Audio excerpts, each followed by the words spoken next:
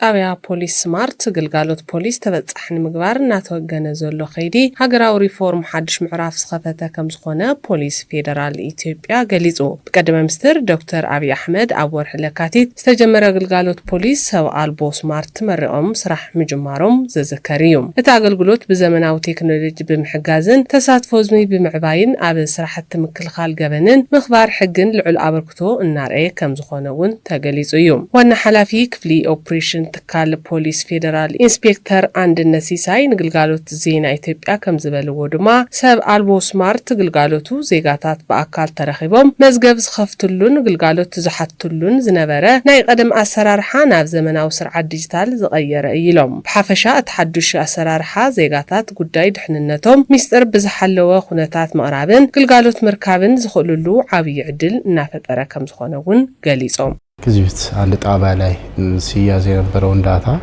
ተቃላይ ባንድ ቋት ላይ ሰብስቦ የሚይዝ ቅድመ ሕዚ ኣብ ሓደ ጣብያ እናተተሓዘ ዝነበረ ዳታ ኣብ ሓደ ኣኪቡ ዝሕዝን ዜጋታት ፍትሒ ናይ ምርካብ መሰሎም ብልዑል ብርኪ ከኽብር ዝኽእልን ንዝኾነ ይኹን ዜጋ ክፍቲ ኮይኑ ግልጋሎት ዝህብ እዩ።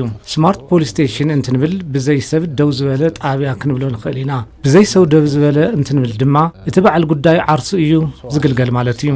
ኣብቲ ቦታ ተረኺቡ ታብሌታት ኣለውና፣ ዝተፈላለዩ ኩዊስኪን ኣለውና። ናብኡ ብምእታው ሚስጥር ብዝተሓለወ መልክዕ እቲ ማእኸል ዝረኽበሉ ዕድል ዓውዲ እዩ ተፈጢሩ ዘሎ። ንዜጋታትና ምቹው ድሕንነቱ ብዝተሓለወ መልክዕን ኸይዶም ጉዳዮም ዘቕርብሉ ኩነታት ስለ ዘሎ ዓብይ ዕድል ሒዙ እዩ መጽኢ ዘሎ። ያ ትልቅ ዕድል ይዞ ነው የመጣው።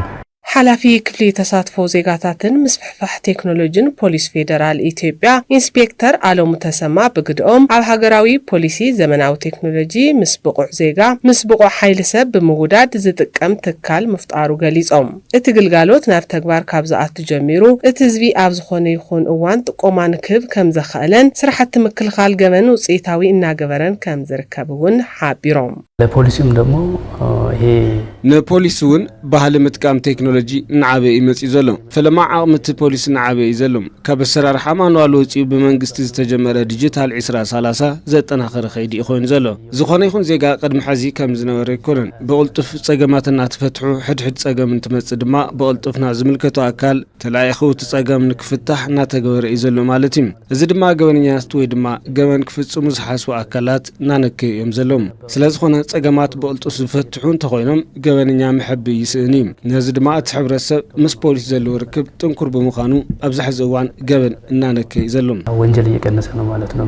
ግልጋሎት ጣብያ ፖሊስ ስማርት ምጅማሩ ኣብ ዲጂታል ኢትዮጵያ 2030 ሕጊ መኽበርቲ ኣካላት ብቑዓትን ተወዳደርትን ክኾኑ ዝተጀመረ ስራሕቲ ውፅኢት ዘዕበየ እዩ እውን ተባሂሉ